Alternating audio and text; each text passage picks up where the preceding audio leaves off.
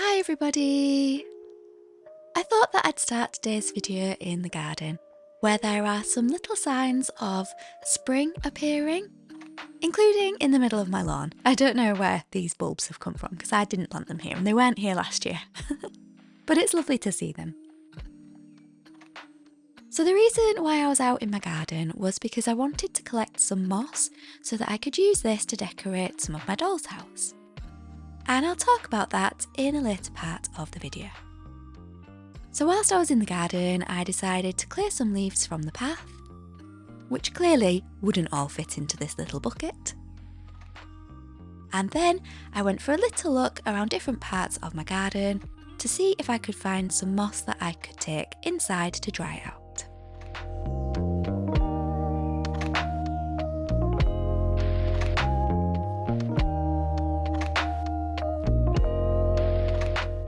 Sorry that the footage is a little bit wobbly, it's because I was holding the camera with one hand whilst trying to collect the moss with the other. I also planted some daffodil bulbs whilst I was doing this. I'm only a few months late, they should have been planted in December.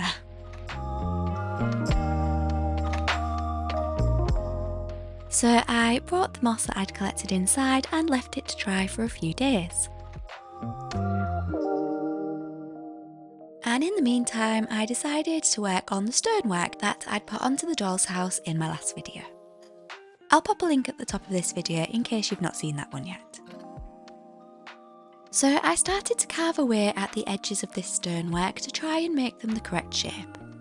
I was using a craft knife, but please don't copy me, the knife was sharp and this might not be the safest method to do this. So I carefully carved away and tried to make each stone look individual and the correct shape.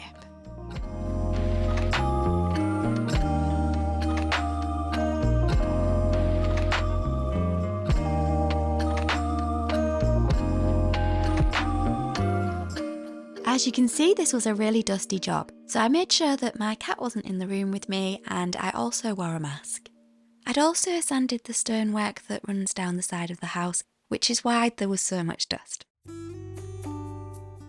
I'd opened the doors to my garden as well to try and let some of the dust out, and then I vacuumed it up, and after that I used just a really slightly damp cloth just to try and wipe some of the dust away from the house. I avoided the brickwork though because I wasn't sure if it would damage the bricks with it being slightly wet.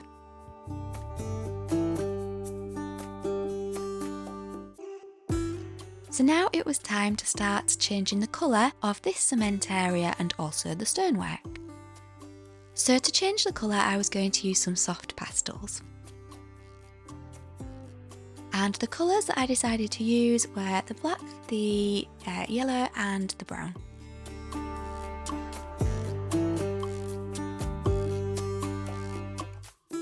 Later on I do also use some of the green colour as well.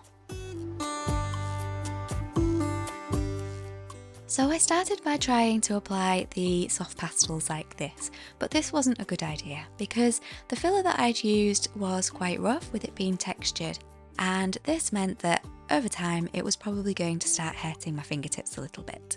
So I decided to try a different method. So the next method that I tried was to try and apply the chalk pastel directly to the building and then to use a sponge to try and smooth it out a little bit. But I didn't like this technique either because it left some of the really clearly defined marks where the chalk pastel had drawn onto the building, and also the sponge was getting caught in the textured areas. So instead I used my craft knife to scrape a little bit of the pastel away, and then I used a paintbrush to gently brush it into the areas that I wanted. And this worked really well.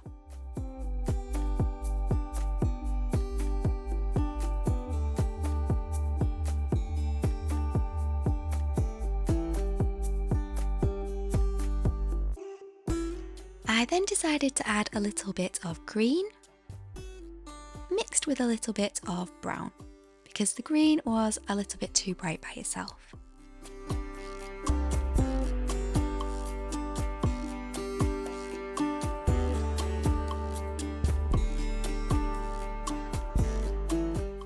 I also added some colour to the bricks along the bottom of the house.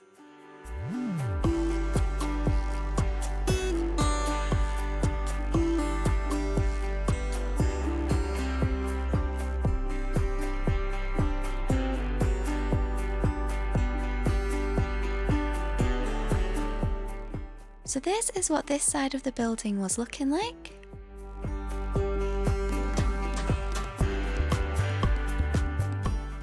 And I decided to continue this effect along the bottom of all of the building.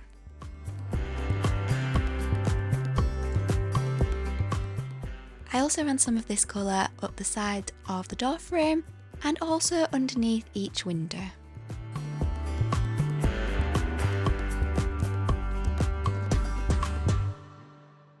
Next it was time to start working on the stonework that was going down the side of the building on each corner. So I mixed some brown pastel with some black pastel, and I put some green at the top here just in case I wanted to pick a little bit of the green colour up as I went, although I didn't use a lot of green on the sides of the house. And then I did exactly the same technique to apply the pastel to the stonework.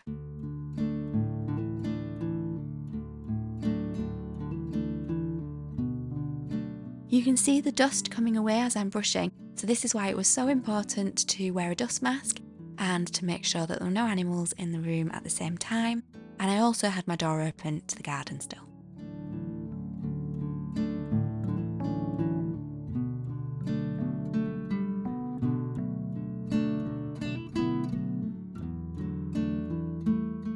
Instead of scraping away more pastel, I did try and collect some of the dust that had landed on the table to then pop it back onto the building. Thank you to everybody that took part in the poll that I put on my YouTube post and on Instagram. So I'd asked, should I carve in this year's date into the little stone area above this door to show the year that I renovated this building? Or should I put a fictional older date here to pretend that it's the real age of this warehouse? Now I decided to go with this year's date so that in the future I could look back and remember this makeover. I do intend to keep the doll's house once it's finished, but in future years, if somebody else does own it, I did think it would be nice for them to know the date that it was restored. Because I would really love to know the history of my doll's houses, so I thought this might be something nice. As it happens, I do actually wish that I hadn't carved it into this stone. I wish I'd carved the dates into the stone below, but never mind, maybe I can carve something else into the stone below, like a little mouse.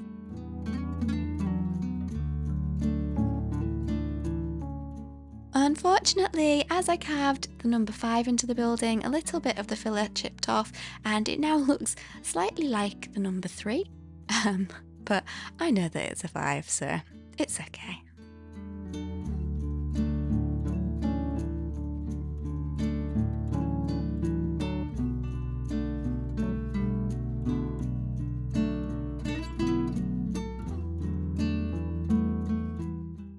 I tried to make the number 5 a little bit clearer here, but I just ended up making it worse.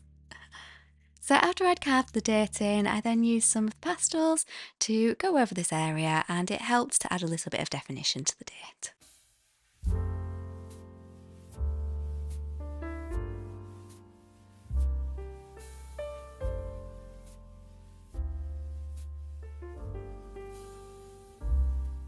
So then I tidied up, and I used a damp cloth to try and get all of the dust from the table, and I also used my vacuum cleaner too. In the last video I'd said that I'd forgotten to show you this area above the windows, so I thought I'd just show you it now. So next it was time to start thinking about the little door frame that would go at the side of the building. So in a previous video I had already cut the wood for the doorstep and the door frame, so I checked that this all still fit, which it did. So I decided to glue the little doorstep in place. I've not painted this bit green, I'm just going to keep this as wood. But I did want to paint the door frame green, so I decided to use the same paint that I used last week so that this matched the rest of the building.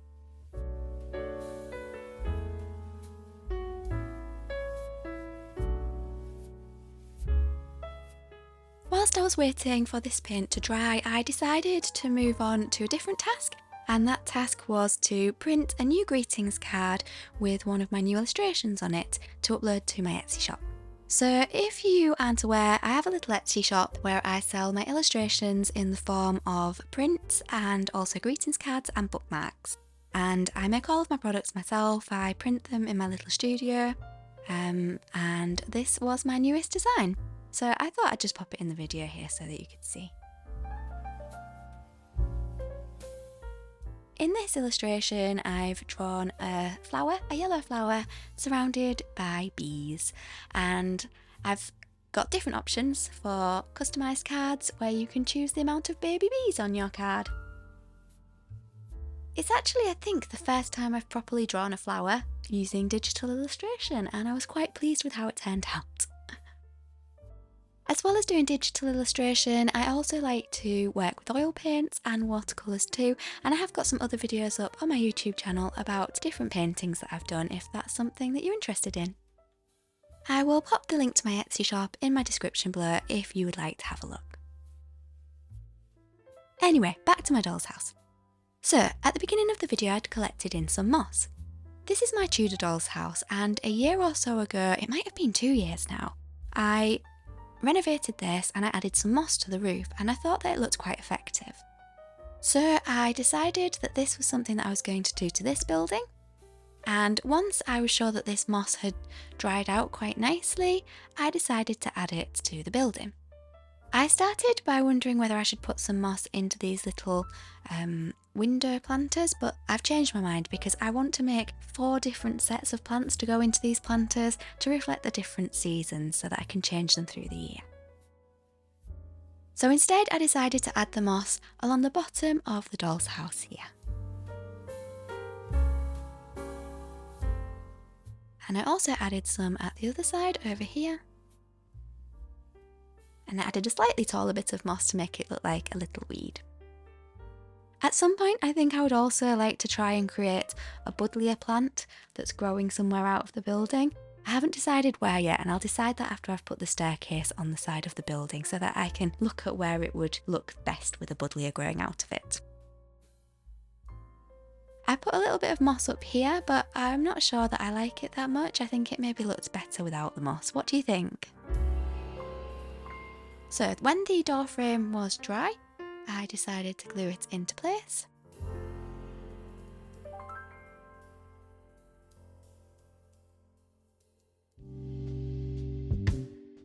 Thankfully it fit.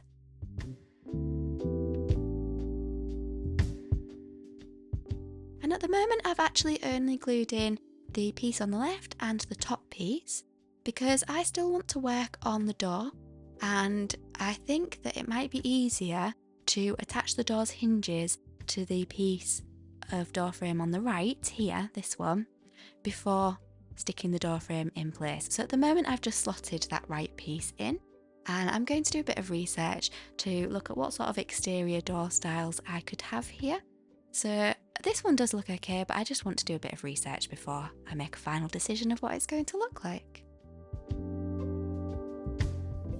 I did place this here just to check that it did fit.